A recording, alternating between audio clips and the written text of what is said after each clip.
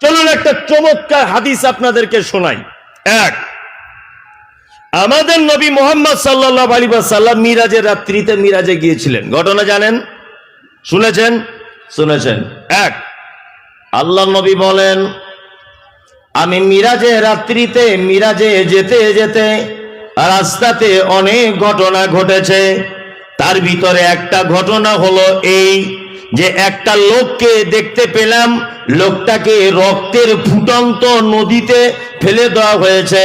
লোকটা ফুটন্ত নদীর পানি থেকে নদীর পারে আসার চেষ্টা করছে। আর আমি ফেরেশতাদেরকে দেখলাম তাদের হাতে আছে বড় বড় পাথর। তারা সেই পাথর দিয়ে ওই ফুটন্ত নদীতে পড়ে থাকা লোকটির মাথাতে যেন বারবার যেন আঘাত করছে। লোকটার মাথা ফেটে চানাচুর হয়ে যাচ্ছে, আবার সাথে সাথে মাথা ভালো হয়ে যাচ্ছে। আমি জিবরিলকে বললাম, ও জিবরিল, এই লোকটি কে যাকে বারবার আঘাত করে মাথাটা ভেঙে দেওয়া হচ্ছে? জিবরিল আমিন বলছেন, ইয়া রাসূলুল্লাহ, ওটা আর কেউ নয়, ওটা আপনার উম্মতের ওই লোকটা যে লোকটা সুদের টাকা খেত। সুদের টাকা খেত। সুদ হয়তো আপনাদের এদিকে চলে না, চলে? হ্যাঁ, না আমি বলবো না, বললে আমাকে মারবে। ওই ভুল কাজ আমি করবো না। সুদ খুব খায়। হ্যাঁ, এখন আবার সুদের নাম বাদ দিয়ে দিয়েছে, বলছে ইন্টারেস্ট। হ্যাঁ, আবার এখন মেয়েরা, আমার খালার আবার নাম দিয়ে দিয়েছে বন্ধন, তাই না? সত্যি মিলবন্ধনেরই ব্যাপার। কত যে ঘটনা ঘটছে। বন্ধনের লোন নিতে আসছে, বৌদিকে দেখছি ওর সাথে কটলাইন জুড়ে পালিয়ে গেছে। কত ঘটনা ঘটছে। হ্যাঁ, আল্লাহু আকবার। সব হারাম, একেবারেই হারাম। শুধু হারাম নয়, আল্লাহর নবী সুদের ব্যাপারে যে কথা বলেছেন, যে খারাপ কথা, এই খারাপ কথা আর অন্য কোন পাপের ব্যাপারে আল্লাহ রাসূল বলেননি। কি বলেছেন? নবীজি বলছেন, এক টাকা যদি কেউ সুদের খায়, তার মায়ের সাথে রাতে শুয়ে ব্যভিচার করলে যে পাপ হয়, ওই পাপ তার আমলনামাতে লেখা হবে। মাইকলা ভাই, তুমি ভাই ভালো করে চালাও, ভালো করে চালাও। দেখি আওয়াজটা ফিডব্যাক আসছে না, মানে আমার আওয়াজ আমি শুনতে না পেলে ততক্ষণ পর্যন্ত ভালো হবে না। গমগম করবে আওয়াজ। ভালো করে চালান। যে কথা বলছিলাম সেটা হচ্ছে এই, সুদ মারাত্মক একটি বড় পাপ। এই পাপীকে কি করা হবে? রক্তের নদীতে ফেলে দেওয়া হবে। তার নদীর পারে আসার বারবার চেষ্টা করবে, কিন্তু লোকটাকে মাথায় পাথর মেরে বারবার তার মাথাটাকে ভেঙে চৌচির করে দেওয়া হবে, আবার সাথে সাথে তার মাথাটা জয়েন্ট হয়ে যাবে। এটা হচ্ছে সুদ। যারা এই পাপের সাথে লিপ্ত, আপনাদের কাছে বিনীত অনুরোধ, আপনারা হটে আসার চেষ্টা করুন, ইনশাল্লাহ, ইনশাল্লাহ, ইনশাল্লাহ। হাজী সাহেব হজ করতে যাবে, 3 বছর ধরে জমি বিক্রি করে 5 লাখ টাকা ব্যাংকে রেখেছে। হাজী সাহেব যখন 5 লাখ টাকা তুলতে যাচ্ছে, তখন দেখছে 5,30,000 হয়েছে।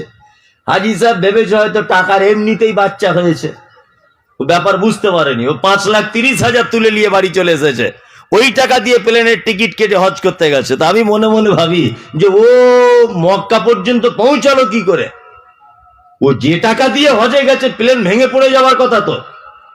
সুদ রয়েছে ওর ভিতরে। কি বললাম বুঝলেন না? আকসার মানুষ সুদ খায় না, তবে ব্যাংকে টাকা লেনদেন করে। দেখবেন টাকা, অনেক টাকা ব্যাংক সুদ দেয়। দেয় কি দেয় না? একটা লোক বলুন তো যে প্রত্যেক বছরের সুদ আমাকে ব্যাংক যেটা দেয়, আমি একজন বড় ব্যবসাদার, ওটা আমি আলাদা বার করে ফেলে দিই। একটা লোক বলুন তো, বাপের বেটা কেউ আছেন? মানে আপনাদের ব্যাংকের বই তো নাই নাকি, এরকম ব্যাপার? অত সহজ? বলছে বক্তাকে মমতাজুল ইসলাম, আর কে বলছে ইয়াসিন, দুজনা বক্তা। কত বড় বড় কথা, প্রচুর লোকের সমাগম, এটা ওটা, বিরিয়ানি হালুয়া পোলার ব্যবস্থা সব ঠিক আছে, কিন্তু হুজুররা যা বলবে আমরা একটাও মানবো না। এরকম একটা ব্যাপার এসে গেছে। আল্লাহ তুমি আমাদেরকে বাঁচার ঈমান সহকারে তৌফিক দান করো, আমিন। সুদ মারাত্মক বড় পাপ। আল্লাহর নবী তারপরে বলছেন, আমি জিবরিলের সাথে আর একটু আগিয়ে গেলাম, আর একটু আগিয়ে গিয়ে দেখলাম যে একটা লোক তার হাতের নখগুলো তামা দিয়ে তৈরি করা, কি দিয়ে? তামা দিয়ে তৈরি করা। তার হাতের নখ দিয়ে নিজের মুখের গোস্ত, বুকের চামড়া টেনে টেনে ছিঁড়ে ছিঁড়ে ফেলছে। জিবরিলকে বললাম, জিবরিল, লোকগুলো কারা যারা নিজের নখ দিয়ে নিজের গোস্ত ছিঁড়ছে? এরা কারা? তখন জিবরিল আমিন বলছেন, এটা আপনার উম্মতের ওই লোকেরা যারা চগলখড়ি করে বেড়াতো, এর ওর কথা ওকে বলে বলে বেড়াতো, এদের কিয়ামত পর্যন্ত সাজা হতে থাকবে। কি বললাম বুঝলেন? গীবত বুঝেন? গীবত কাকে বলে? পরের পিছনে কে কথা বলা। আর গীবত কত বড় পাপ এটা জানেন? জানেন? তাহলে তো আর বলবো না। গীবত মারাত্মক বড় পাপ। কত পাপ? ব্যভিচারের থেকেও বড় পাপ। আজ মমতাজুল ইসলাম রাত 12টার সময় আমার মামাতো বোনের সঙ্গে একটা অন্যায় কাজ করে ফেলেছি। কোন একটা অন্যায় কাজ করে ফেলেছি যেটা মুখে আর আনছি না। আমি এশার নামাজ পড়ে অন্যায় কাজ করেছি। ফজরের নামাজের আগে মনে আল্লাহর ভয়ে চলে এলো, আল্লাহ, আমার মামাতো বোনের সঙ্গে যে পাপ করেছি পৃথিবীর কেউ এ পাপের কথা জানে না, তুমি শুধু জানো। দোয়া করলাম, আল্লাহ ক্ষমা করে দাও, মাফ করে দাও, তোমার নাম গফুরুর রহিম। একদিন দোয়া করলাম, 2 দিন করলাম, 3 দিন করলাম, 1 মাস যাবত দোয়া করলাম। আচ্ছা বলুন তো দেখি, আমার এই পাপটা ক্ষমা হবে কি হবে না? হবে। আমার মামাতো বোনের ভিতরে আল্লাহর ভয় চলে এসেছে। ও দুটো হাত তুলে বলছে, আল্লাহ তুমি আমাকে ক্ষমা করে দাও। 1 দিন, 2 দিন, 4 দিন, 20 দিন যাবত দোয়া করছে, ওরও পাপ ক্ষমা হয়ে গেল। কিন্তু পৃথিবীতে একটি মাত্র পাপ আছে, যে পাপ ক্ষমা পাওয়ার কোনো রাস্তা নাই। সেই পাপের নাম হচ্ছে গীবতের পাপ। চায়ের দোকানে বসে যার বদনাম করেছেন, এই মাত্র মাঠে বসে যার বদনাম করেছেন, রাস্তায় বসে যার বদনাম করেছেন, পৃথিবীতে একটা হাদিস কোরআন আপনি দেখাতে পারবেন না যে এই পাপ দোয়া করেও ক্ষমা করা যায়। ক্ষমা হবে না। হাজী সাহেব একজনের বদনাম করে হজ করতে গেছে, কাবা শরীফ ধরে কাঁদছে, আল্লাহ সব পাপ ক্ষমা করে দাও। হাজী সাহেবের সব পাপ ক্ষমা হবে, বান্দার সঙ্গে জড়িত পাপ ক্ষমা হবে না। এই যে ব্যবসাদার ওজন করতে করতে মালে কম দিয়েছে, কাবা গিয়ে দোয়া করলেও দোয়া কবুল হবে না। ভাইয়ের জমি ফাঁকি দিয়ে দিয়েছে, ও মক্কাতে গিয়ে দোয়া করলেও দোয়া কবুল হবে না। কাউকে দলীয় দাপট, রাজনৈতিক পার্টির ক্ষমতার কারণে কাউকে অন্যায়ভাবে একটা চর মেরেছে, যে চর মেরেছে ও যদি মরণ পর্যন্ত ক্ষমা চাইতে থাকে আল্লাহর কাছে, কিয়ামত পর্যন্ত ক্ষমা হবে না। কারণ এটা বান্দার সঙ্গে জড়িত পাপ। ও যার চর মেরেছে তার কাছে গিয়ে ক্ষমা চেয়ে বলতে হবে যে ভাই, আমি ক্ষমতার বশে তোকে 1 চর মেরে দিয়েছি, তুই আমাকে ক্ষমা করে দে। ও যদি ক্ষমা করে তাহলে ক্ষমা পাওয়া যাবে। গীবত, মুহাম্মদ সাল্লাল্লাহু আলাইহি ওয়াসাল্লাম তিনি বলেন, তোমার ভাইয়ের ব্যাপারে তুমি এমন কথা বলেছো, তোমার ভাইয়ের ভিতরে সেটা আছে, তারপরেও তোমার ভাই সেটা শুনে অপমান বোধ করে, এর নাম গীবত। যদি তুমি তোমার ভাইয়ের ব্যাপারে এমন কথা বলো, তোমার ভাইয়ের ভিতরে যদি সেটা না থাকে, তার নাম অপবাদ। আপনাকে একটা কথা বলছি, চায়ের দোকানে আপনি বসে এই হুজুরের বদনাম করেছেন বা এই লোকটার বদনাম করেছেন, চায়ের দোকানে বসে যখন বদনাম করছিলেন ওখানে ছিল 20 জন লোক। আমি গীবতের ব্যাপারে বললাম হাদিস কোরআন, বলার পরে আপনার মনের ভিতরে আল্লাহর ভয় চলে এলো। আপনি তখন এই লোকটাকে খুঁজে বার করে বলছেন, ভাই আপনার হাত দুটো ধরে বলছে আপনি আমাকে ক্ষমা করে দেন। লোকটা তখন বলছে, ঠিক আছে, আপনি আমার বদনাম করেছিলেন, আপনাকে আমি ক্ষমা করে দিলাম। এর নামে বদনাম করা হলো, ও নিজে আমাকে ক্ষমা করে দিচ্ছে। বলুন তো ক্ষমা হবে কি হবে না? হবে না। যদি বলছেন হুজুর কেমন কথা বলে, হ্যাঁ, পৃথিবীতে একটা পাপ আছে যে পাপের বাচ্চা হয়, তার নাম গীবত। যে পাপের বাচ্চা হয়, এই যে এই লোকটার বদনাম করেছি 20টা লোকের সামনে, এ নয় আমাকে ক্ষমা করে দিল, কিন্তু ওদের 20 জনের তো মুখ আর বন্ধ করে রাখা যাবে না, যাবে? ওরা 20 জন আরো 20 জনকে গিয়ে বলেছে, তারা 20 জন আরো 20 জনকে গিয়ে বলেছে। এক কথায় বোঝা গেল টোটাল থানার লোক জেনে গেছে অমুক সাহেব এই কাজ করেছে। কি বললাম বুঝলেন? গীবত মারাত্মক বড় পাপ। তবে এই পাপ মেয়েরা বেশি করে। আগেকার দিনে বক্তব্য দিতে বলেছি মেয়েরা বেশি করে, এখন ছেলেরাও করে, চায়ের দোকানে এখানে ওখানে বসে। ওই জন্য আমি দেখবেন সোশ্যাল মিডিয়াতে বলেছি যে 2 শ্রেণীর দোকানদারদের জান্নাতে যাওয়া খুব মুশকিল, খুব মুশকিল। চা যারা ঢেলে বিক্রি করে এই দোকানদার জান্নাতে যাওয়া খুব মুশকিল। 2 মুদিখানার দোকানদার, এদের জান্নাতে যাওয়া খুব বড় বিপদ। যদি বলছেন হুজুর কেন? এই যে 1 কাপ চা বিক্রি করে আর 4-5টা চেয়ার টেবিল পেতে রেখে দিয়েছে, লোক ওখানে বসে সারা দিন এর বইয়ের ওর ব্যাটার শুধু বদনামি করছে। এই যে বদনাম করার একটা সুযোগ আসর জমিয়েছে, এই কারণে ও এই পাপের ভাগী। কি বললাম বুঝলেন না? ঠিক মুদিখানার ব্যাপার তেমন। এই সমস্ত ব্যাপারগুলো মাথায় রাখবেন, খুব মারাত্মক বড় একটা পাপ, তার নাম গীবত, পরনিন্দা। আল্লাহ নবী বলছেন, যে রাতে মিরাজ হলো বিশ্ব নবীজির, নবী বলে জাহান্নামে মহিলাদের ভিড়। একজন মহিলা বলে বিশ্ব নবীজিরে, কোন কারণে বেশি ভাগ যাব জাহান্নামে?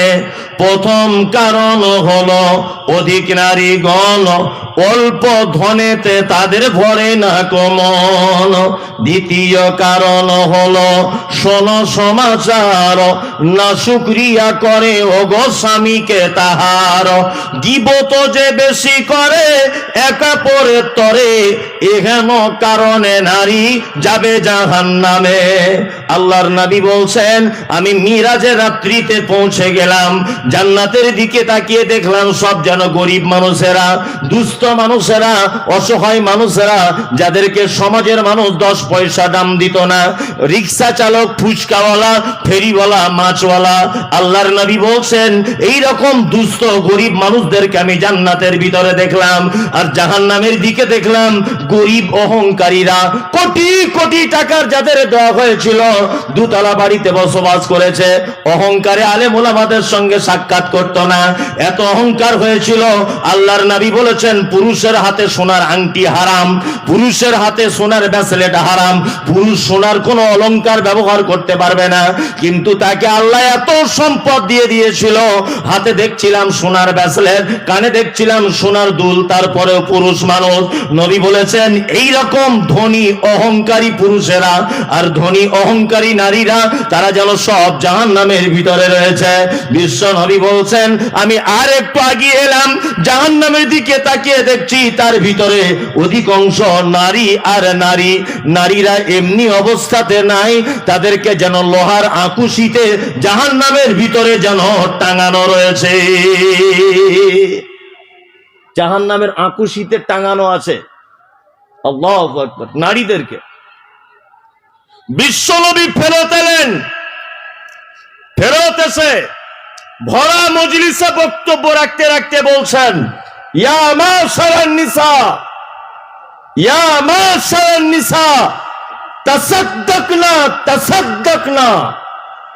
এই নারীরা, বেশি করে সাদকা করো, তোমরা সাদকা বেশি করে করো, দান করো বেশি করে। একজন নারী ব্যাপারটা বুঝতে পারলেন না, আল্লাহর নবীকে বলছেন, আল্লাহর নবী, আপনি পুরুষদেরকে দান করার কথা বলছেন না, শুধু নারীদেরকে দান করার কথা বলছেন কেন? বিশ্বনবী বললেন, এই কারণে তোমাদেরকে আমি দান করার কথা বারবার বলছি। কারণটা হলো এই, আমি গতকাল রাতের বেলাতে জাহান্নামের দিকে হাঁটতে হাঁটতে দেখলাম যে তোমাদের অধিকাংশ নারীরা জাহান্নামের ভিতরে রয়েছে। মহিলা বলছেন, ও দয়ার নবী গো, আমরা কেন জাহান্নাম যাব? দয়া করে যদি আপনি আমাদের কারণগুলো যদি বলে দেন তাহলে অনেক ভালো হয়। নবী আমার কারণ উল্লেখ করে দিয়ে বলছেন, প্রথম কারণ হলো অধিক নারীগণ, অল্প ধনেতে তাদের ভরে না কমন। নারী জাহান্নাম যাবে তার অনেক কারণে একটা কারণ যে অল্প জিনিস ওরা সন্তুষ্ট হয় না। কি বললাম বুঝলেন? আপনার স্ত্রী জানি না, আল্লাহ ওয়ালি মেয়ে হলে আলাদা বিষয়, কিন্তু যদি এমনি নর্মাল মেয়ে হয় তাকে অল্প জিনিসে আপনি কিয়ামত পর্যন্ত মন ভরাতে পারবেন না। পারবেন? আর ওর চরিত্র একটা আছে জন্মগত। কি বলুন তো? পৃথিবীতে একটা প্রাণী আছে, একটা প্রাণী, যে প্রাণী তার মালিকের খায়, মালিকের বদনাম করে, তার নাম নারী। কি বললাম বুঝলেন? পৃথিবীতে একটা প্রাণী, তার নাম নারী। আপনার খাবে, আপনারই বদনাম করবে, জীবনে কোনোদিন সুনাম করবে না। আল্লাহ রাসূল কি বলছেন? আল্লাহ রাসূল বলছেন, সারা জীবন তুমি তাকে ভালোবেসে যাও, একদিন যদি একটা কোনো অপরাধ তোমার থাকে, তোমার বাকি জীবনের কথা টেনে আনবে, এর নাম নারী। আপনি বাজারে যান, বাজার করতে যাওয়ার আগে আপনার হাতে একটা ফর্দ ধরিয়ে দেওয়া হলো, আপনার বউ ধরিয়েছে ফর্দটা, তা ফর্দ ধরিয়ে দিয়েছে, কাঁচা লঙ্কা আনবে, কাঁচা ঝাল এই আনবে, ওই আনবে, হলুদ আনবে, জিরে আনবে, আদা আনবে, রসুন আনবে, সব লিখে দিয়েছে। তলায় লিখে দিয়েছে ছোট্ট করে, একটু কাঁচা হলুদ আনবে তো মুখে মাখবো, কাঁচা হলুদ। তা আপনি তো কোনোদিন কাঁচা হলুদ সাধারণত কেনেন না। এখন সেই দিন কি আল্লাহর তরফ থেকে বিপদ, কাঁচা হলুদ আনতে ভুলেই গেছেন। বাড়িতে আসবেন, ও প্রথমেই বলবে, কাঁচা হলুদ এনেছ? না, না হয়নি। ও তখন এই ভাষাটা বলবে, কবে মনে থাকে, সারা জীবন তো ভুলেই যাও, বলবে না? কিন্তু আপনি কোনোদিন ভুলেননি, আজকে প্রথম ভুলেছেন। এটা ওর চরিত্র, একটা ওর জন্মগত একটা চরিত্র। দুই, আল্লাহ নবী বললেন, দ্বিতীয় কারণ হলো অধিক নারী গণে, আর ঝগড়াঝাটি বেশি করে নিজে স্বামীর সনে। স্বামীর সাথে ঝগড়া, স্বামীর প্রতি অকৃতজ্ঞতা। জি, মেয়েদের জায়গা আসছে না, কোথায় আসতে বলবো? ও আর বলতে হবে না, অত বলে হয় নাকি? যে যেখানে আছে বসুক, আর না হলে কারো ঘাড়ের উপরে বসো। কি বলবা? ওরা বুঝে না নাকি? বারবার বলছি, মায়েরা আপনারা এগিয়ে আসুন, এগিয়ে আসুন। আপনারা অনেক জায়গা হচ্ছে না, তবুও আলহামদুলিল্লাহ এদিকেও তো অনেক। তোমরা দাঁড়িয়ে আছো কেন? তোমাদের পাছাতে ফোঁড়া হয়েছে নাকি? চলো বসো। বদমাইশির জায়গা পায় না, কোরআনের আলোচনা হচ্ছে এখানে, বসে যাও সব, বসো। আবার গেটে বসছে কেন? এই হলুদ গেঞ্জি ছেলেটা খুব বদমাইশ, হাসছে আবার। এই তুমি ভিতরে গিয়ে বসে যাও, গেটে জাম করিও না। চলুন এদিকে বেরুন, এদিকে, এবার আমার দিকে বেরুন, ওদিকে ফিরে লাভ নেই। গেটে বসিও না বাবু, গেটে